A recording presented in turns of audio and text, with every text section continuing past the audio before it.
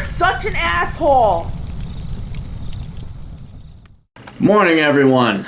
The barely woke Cappy, who has yet to bathe and shower, loves you fuckers so much, the first thing he's gonna do is bang out Asshole Consulting so I can get on with my day. Hey, asshole, in your opinion, what are the 3 worst aspects of corporate/cubicle wage slavery, and what tips do you have to avoid or mitigate the impact they have on your job and your life? As usual, include as many funny stories and tangents as you want. I'll pay for it.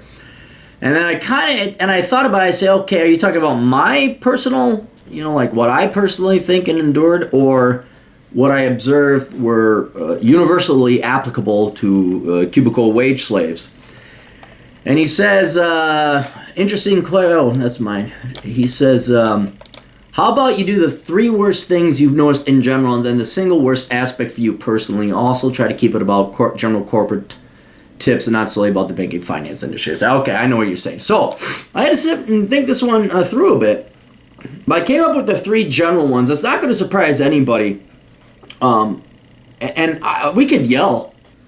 What I've taken to doing as for fun is I've started posting articles on LinkedIn just to fuck with those people. Not LinkedIn the company, but these people who are in the machine, who are plugged into the matrix, and they think that they're living and kicking ass in life when all they do is they slave away for somebody else. They've ruined their life. They're like, I'm a baker, I'm this, I'm that. Oh, I gotta look at my badge. I got so many connections on my LinkedIn badge. And I kind of like shocking people in the matrix a little bit. And then they don't wake up, but in the meantime, I like making fun of them. Because at some fundamental level, I think all these careerists know they are fucking up their lives. They're and it's okay if like you're working and busting your ass off with a goal in mind to get free, but these people are they're debt slaves. They have their McMansions. It's all vanity and brand name this and Range Rover that, and so I like making fun of those people. So I don't think this is going to help anyone because they're that plugged in. They are not going to look back and admit that they were wrong. They would have buyer's remorse, so they're committed to this. But let's poke fun at them anyway, and this isn't even poking fun, this is just observational. All right, so the first one, and I would almost say by far, this is the worst thing, and that is the hiring process in HR. Now, HR has been going away, but they've been replaced now with recruiters. And so recruiters bring about their own whole realm and world of scum douchebaggery, because they're not scumbags and they're not douchebags. They're so bad, they're scum douchebags. That's how bad they are. But in general, the hiring process is absolutely horrendous, where you have to fill out Talio brass ring, you have to fill out all these applications multiple times over. You still have the HR ditch, she's still out there, and the complete, it's all this extra work you have to go through because management at the company is so stupid they've decided that it's going to be outsourced either to a recruiter or an HR ditz who knows nothing. Like if you're just getting rank and file, say a factory line worker, pull this lever, find lever puller source, okay. But even where it's, we need analysts, we need programmers, we need tradesmen, we need specialists, and they still send in the 23-year-old to interview these people. That process, just to get into this unfair bargain or unfair contract, this employment situation, they make it way harder than it has to be, forcing applicants and candidates to spend easily 10 times the amount of time they have to. And management as well has to spend all this extra time because you're not getting the right people. In other words, their filtering process, their screening process is horrendously inefficient because most managers and supervisors are too fucking lazy to go do their own work. So applying for a job unto itself is a part-time job right there. It really is. If you're doing it right, you're at least spending 5 hours a week applying to other jobs, so you got 2 offers. Like you got your regular job, but then you're always fishing out there for another job offer. But that is probably the biggest pain in the ass, where you're filling out all the resumes and the online and Talio and brass ring. You go in for the interview, you talk to some HR generalist, you got to deal with the mental bullshit that that you're answering these questions that have nothing to do with your job. Then, a lot of you know this, you go through 3 or 4 or 5 rounds of interviews, and then they're taking, like, you need money now. You got, well, do I move here? Do I get my, I mean, they're completely unaware of the demands, your scheduling and financial demands of rent, where do I live, stuff like that. And they'll take 2 to 3 months to get back to you. And then they're like, oh, we'll give you, and here's probably the worst, they'll give you the job and then they'll renege. And that's going to happen to all of you. That will happen to all of you. Because they're just incompetent, and they're arrogant too. They're like, well, we got the job, so fuck everybody else. You really want to see where our most valuable asset is our employees. No, watch how they treat the applicants and the candidates. So that's probably the worst thing. Another one, second, not necessarily second worst, I'd say kind of the third worst, is commuting. And now this is kind of inflicted upon myself, but you said the general population. The general population of people are sheep. They're stupid. They're normies. Again, they're horking down their wings, wearing another man's jersey, cheering on some other dude who would probably fuck his wife, and he'd be excited that this football player, the basketball player, whoever is fucking his wife. Hey, did you know that guy who throws the ball banged my wife? I wear his jersey. So that's your average intelligence of people. But as a general observation, the worst thing, or second worst thing, or third worst thing, is commuting. Where a corporation will, we're downtown, we gotta be downtown. Now this is changing. Corporations are moving out of downtown in part because of tax reasons, because they don't want their people getting shot. For any one of a number of reasons. Property's cheaper, property taxes are cheaper. So they're spreading out to the burbs and things like that, but they still make you commute, and people, they subscribe to it, they'll agree to it. Now, smarter people, unless you're kind of fixed, or you and Mumsy and Popsy, you bought your house, and the kids just have to go to this school. They're screwed because now they got to commute all this way. This could be ameliorated by maybe taking a bus with Wi-Fi. For those of you in Chicago or New York where actually public transportation is economic and efficient, it makes sense. You could kind of help out there, take the train, take the metro. But for the most part, outside your Chicagos and New Yorks, that is the second worst thing. Hours, cumulatively years of your life are wasted away looking at somebody else's bumper sticker. And I detail it a lot in Poor Richard's Retirement, where it's like, look, how are your priorities where you're pissing away 2 hours a day on the road, not spending time with your family or friends. Now, if you're single and you don't have you're not a wage slave, that you can again reduce this by month-to-month leases, moving closer to work. I remember the last real job I had, I walked a block and a half to work. It was great. Of course, it was a small town in Wyoming, but for the rank and file sheep, they'll line up, man. I mean, go do this today. Just look, search traffic in your town come 4 p.m., 5 p.m., and just look at the sheep lined up there with the red lines and sometimes the maroon lines, like that dark blood maroon lines on the Google Maps. And it's like, wow, that's what. And another thing, they line up. This would happen when I used to work downtown, but I would bike. Lunch. Everyone leaves for lunch right at 11:55. And then lines queue up over at Orange Julius or Taco Bell. And I'm looking at like, why don't you guys just like wait an hour? Or go get your lunch at 11 or go get it at 1. Nope, everybody leaves at noon. It doesn't dawn on people. Hey, if I go in at 6 a.m. and leave at 3 p.m. or I go in at 9 p.m. and I leave at 6 p.m. I just don't get how people willingly line up to do that. But that's another one. And in part it's corporations that like they'll move on you and they'll screw over a bunch of employees. And what are you supposed to do? Just quit your job? You can't. You got to find another job. But a lot of that is also people willingly doing so, and just lining up. And I have not been on a metered ramp. I've been on a metered ramp, but the meters weren't turned on. I haven't been on one of those in years. And now, of course, that's because I'm self-employed. I work from home. But man, those metered ramps, like, I remember when they started putting them in the Twin Cities. I'm like, oh, fuck you. So is that. And then the third one, I'd say this is probably the second worst though, is clueless management, incompetent management. And I'm not saying this because I don't like managers, I have a problem with authority. I'm saying it because it's true. Most management, especially if you're smarter than average, most management is clueless, inept, and oftentimes corrupt. And this results in a whole host of problems that can, I mean, you can't even enumerate them.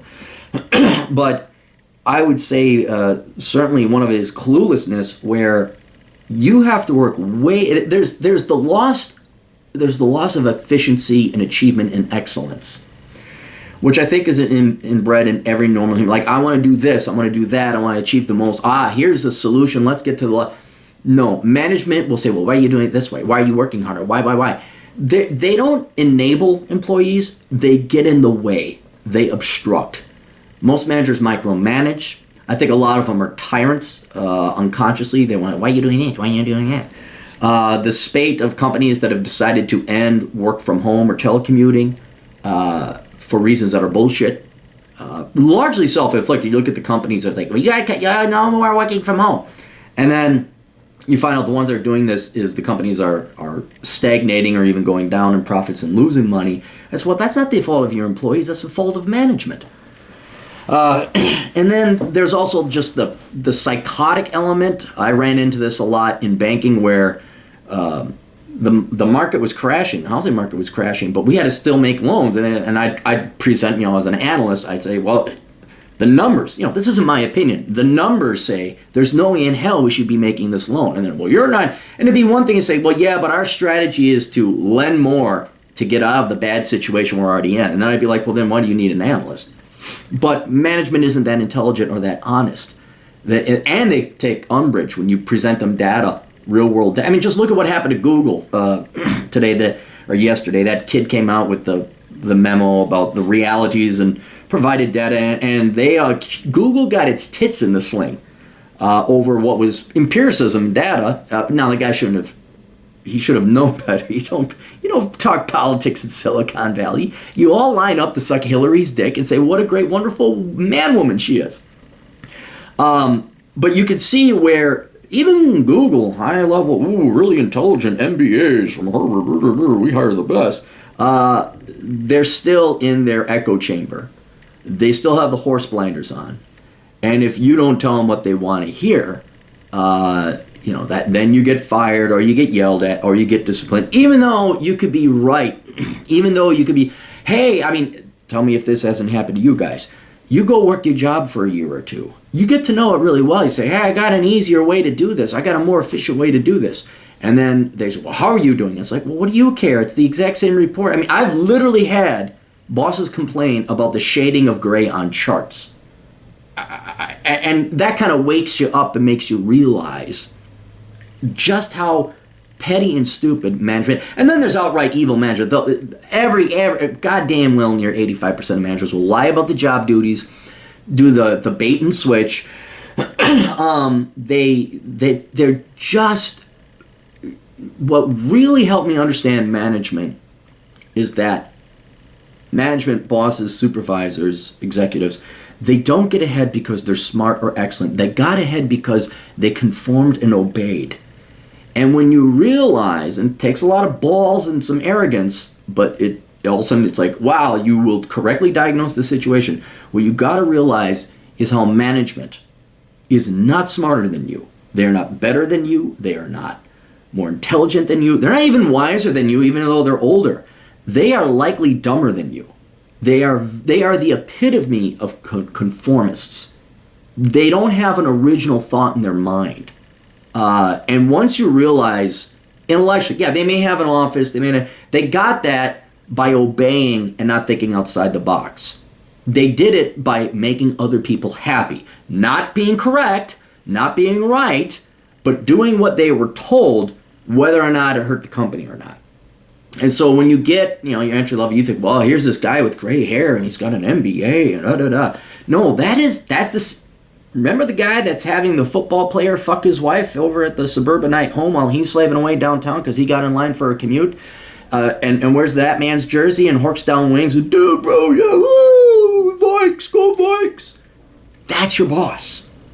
Your boss is very common. Your boss is dumb.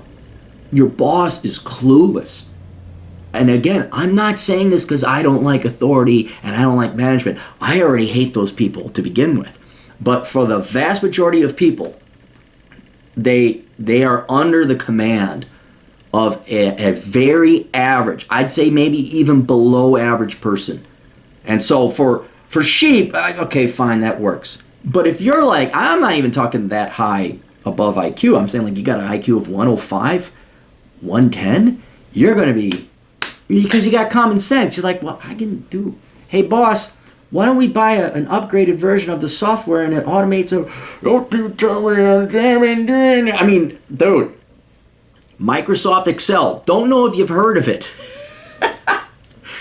I like, and not just the last place I worked, but man, every gray hair I'd worked for, they couldn't do Excel. It's like, what the fuck? This has been around for 2-3 decades. What do you mean you don't know how to use Excel? What was the other one?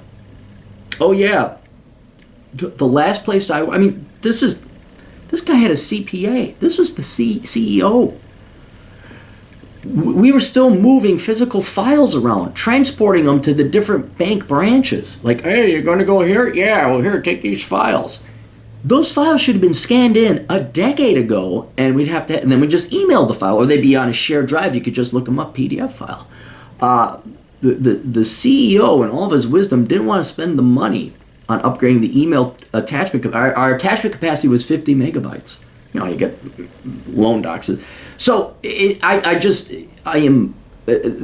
is like the second worst thing about working in corporate America is that the people who, quote, rise to the top, you know, they say cream rises to the top. You know what also rises to the top? Turds. Turds usually float. They typically float. I don't know. So, but that is management. Management is dumb. They're just dumb. Which is, again, why, you know, unless you want to play that game, unless you want to kiss ass and conform, the way to make it, you don't make it in corporate America, you got to go entrepreneurship. Now, single worst thing for me. The worst thing for me personally was not knowing this about management. Because if you go in as a young 22-year-old graduate from college, heck, even a teen, you think like, oh, these people are wiser than me, they know more than me, they're probably better than me. And that runs into the reality you're going to face or experience where they're not making logical decisions, they're not doing anything common sense, and it results in insanity. Kind of like when you're a younger guy, you're getting shot down, or girls are standing you up, you're like, what am I doing wrong? What am I doing wrong? What's wrong with me? Because you have to make the assumption that, okay, you're the only common variable. So there must be something wrong with you that all these girls are rejecting you, or there's these problems. You rarely ask yourself, wait a minute, what if, through the wonderful parental upbringing of baby boomers and Gen Xers, what if their children were raised to be shit? And what if these women were entitled little suburbanite princesses and they're all insane? It takes an incredibly arrogant assumption to think there's something structurally and fundamentally wrong with all the girls being raised in Western nations, when in the reality that's precisely what it is. And so just like you have an insanity when you're 18, 19, 20, 21, 22, 23, 24, 25, and then you're so frustrated, like you're changing every variable in it, you're just like so pissed off because there's no way you can make success. It's because you're incorrectly diagnosing the situation. And it's the same thing when it comes to employers in a career. You are trying your best, you're busting your ass off. Another kind of example is like, I don't think I've ever worked more than a third of the time I was actually at a cubicle job. Because there's never that much work. Also, smarter people just get their work done faster. That's how it is. And you just think, oh, what's wrong with you? Panic because and then you got to look busy, which is a horrible thing to do. But for the most part, management is so stupid. They'll never get you above 50% occupancy. They won't. It doesn't happen. But you're sitting there thinking there's something wrong with me. I'm not doing well enough. My boss is constantly criticizing me. Well, probably because you're about to show him up and make him look like the idiot that he is. And it's because you're operating from the false premise that management knows what it's doing, that these people are better than you, wiser than you, and more experienced than you. When in reality, the best employees, the ones that knew what was going on, have jumped ship and gone somewhere else. The leftover people are the turds that have floated to the top. And they're flawed. They're wrong. They're incompetent. Again, your boss, his wife, in the suburbs right now is getting diddled by an NBA player. or the milkman or somebody else. And your boss wears that man's jersey to the basketball game or the baseball game. Okay? That's your boss. They are highly flawed. I would say they are inferior. On average, absolutely. Boss's management is absolutely inferior. And if you bring any common sense, wisdom, let alone intelligence, that's going to ram heads with them. And so that was the hardest, that was the worst thing that I endured is with every bit of logic, sanity, intelligence, education, training, you do this job, you do it well, and then all of a sudden you'd still get yelled at. Or there'd be some nitpicking, and it didn't make any sense. And you're trying to figure out logically, like, what's wrong. Like the girl's like, if you don't know, then I'm not going to tell you. Like, that shit, you have to give yourself the self-respect to say, you know what? Fuck you. I'm damn good at what I do. I got great grades in school. I busted my ass off. I got all the work done ahead of schedule, ahead of time. You're the one with the problem. The only problem is you can't say that typically if you're coming out of school because you have student loans, you need to eat, and all that other shit. So it's this one side, like where one person has the hugest advantage over the others. That's not going to allow for a discovery process as to what is the most efficient and profitable way to achieve goals and be profitable in a business. It allows for arrogance and cockiness. It allows for delusional attitudes on the part of the employers because they're the ones with the jobs and you're the one with debt and you're the one that needs to eat. So it's just understand you are going into an insane asylum, at least at some level. And to succeed in corporate America, it's not, you don't excel. And I know this sounds so stupid to a lot of my listeners because you'll see the scumbag like, hey, how you doing, boss? Yeah, Jimmy Jim, the Jimmy Jim Corporation. Hey, yeah, let's go on the boat. And you're like, dude, my boss has got to totally see through that scumbag. Your boss is an average common normie, once again, getting diddled by some hockey player, his wife getting diddled by or back at home. They don't see through that. They don't. And that's why Jim with the nice hair and hey, yeah, he could be a criminal. They'll promote him. They will. All right? So it is conformance and compliance, not excellence, that gets you ahead. And so hopefully I can save you guys a lot of mental pain and agony and insanity if you do work in corporate America. So now then you did have some other things here. Any tips you have to avoid or mitigate the impact that they have on your job and life? Okay, well, so the three main ones, let me go back to it. The HR process, hiring process, the first thing you can do there, trust you me, you're going to spend more time applying for jobs if you have a shitty degree or a business degree or something like that than if you have a very highly in-demand degree or certifications or something like that. It is worth going to school to get a engineering degree, become a surgeon, something like, so you don't have to dick around with the HR dits. So to ameliorate, or if not completely eliminate, dealing with the HR dits and the hiring process, go into a field where employers are banging at your door to get you to be employed. So find out what the most in-demand certifications are, computer programming are, some of the high-demand trades. Trades is a little bit better because it's still masculine. You don't have to deal with that bullshit as much. I would just, you're going to waste more time applying for jobs than if you had just put the extra effort in to get a STEM degree or something that's in demand. So that's one thing you can do. Commuting. Avoid debt. Be a minimalist. And then also I'd say month-to-month leases. Now this is hard to do if you have a family. I understand that. But be mobile, especially in your earlier years as a career. Be mobile so you could just move near to where the work is. I've always been pretty good with that. I think the worst I ever had, I had to commute all the way down to Northfield. But that's before any real traffic started getting in on the south side. But commuting, I mean, another way you can eliminate that, tied to the first one, majoring in the right field, where you could telecommute. I would almost argue a lot of you millennials, especially if you can do it, anybody I would say, is you just, if your job doesn't require you to commute or physically be there, then demand you telecommute. Say, I'm sorry, I don't work cubicle jobs where there I am at a computer banging away, where I never touch a piece of paper. Well, I don't have to sit in on meetings. I'm going to do that at home.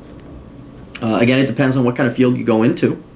Obviously, the trays, you have to physically be there. But that's another thing, is just minimize your commute or to eliminate it by going into fields that doesn't require commuting. And then clueless management, that's more of a Zen meditation mental adjustment you have to do. Do not think that you're going to get ahead by achieving excellence or working harder or working smarter. It is conformity. It is doing exactly, be a yes man. You be a yes man. Now, it takes a little bit. Every once in a while, you get a boss that actually appreciates you working hard. That's rare. You got to read your boss pretty well. And usually 9 out of 10 times, it's just do whatever the fuck they say and how they say it. He says, I want you to do it this way. And this way takes 10 times the amount of time you could just like click a button. It's done. I don't like that shade of gray. What shade of gray would you like it, boss? By the way, since they're paying you a 6-figure salary, let's piss away your valuable time on determining what shade of gray you would like that chart to be. You're gonna, again, understand it this way. I get a lot of people like, hey, my job isn't rewarding. Out of your 79 years of life expectancy, whether you are filing and faxing and cleaning toilets at that corporation, or whether you're doing analysis, programming, high-level programming, it's that same 8 hours you're never getting back. Like, I'll tell this story again. I was the senior analyst. I'm the one programming the models and everyone, and I caught up way ahead of these people, and it got to the point where I'm like, I had nothing to do, and I went in I'm like, what else? What do we got? And I ended up doing clerical work, filing, faxing, shit I did. You know what? I didn't care. Put on my headphones, listen to some podcasts and some music. Because I finally realized at that point, it didn't matter if I was doing the job I was hired to do, or if I was doing a job licking the assholes of the HR director. I was never going to get any of those 8 hours back. So get to the Zen point where it doesn't matter what you do. It really doesn't. You get to file and fax, you get to move around a little bit. Hey, go fetch this, go fetch that. Okay, all right. It doesn't matter. You're getting paid the same. You're obeying. That's the other thing. You're going to get promoted doing shit you were never hired to do. Then if you were like trying to, I should be doing this. I should be. No. Corporate America is not that efficient. They are not that. They are. We all like to pick on government as being inefficient. Corporate America is not that much more efficient. And once you realize that, once you realize you are to obey and not excel, then you'll at least have your sanity. But then the other thing to compensate for all the best thing is self-employment. That's the only. Now I know not every we can't all major in STEM. Or we can't all do this. Like, thank God I only have like 33,000 followers on my YouTube channel. You're right. The whole 7 billion people in the world can't do that. But my 33,000 followers can, because we're special. And I do mean that. We're better than the average bear. So that's what your ultimate goal and aim should be. Unless for whatever reason, like you really like your job, you're doing great in your career, cool. You don't have to throw that away. But ultimately, the best employment situation is entrepreneurship, self-employment, and some other thing, and minimalism. So you don't need to answer. Like sometimes bosses will get genuinely abusive. You're like, so I always had a side gig, teaching dance classes, working security, whatever else. But if my bosses ever got too abusive, I'm like, yeah, see ya, bye. But yeah, those are the ways you need corporate America, you need regular jobs just to put food on the table for a while. But you should be like the great escape man. You should be plotting your escape day when you come into that concentration camp. All right, you guys got questions? Go to assholeconsulting.com. I, America's older brother, will kick your ass, what you rightly deserve, and give you the advice you desperately need for money. And then you can buy my books at Amazon.com. Just search Aaron Clary. And then tune in to the Clary podcast. It's on SoundCloud.com. So we'll see you kids later. Toodles.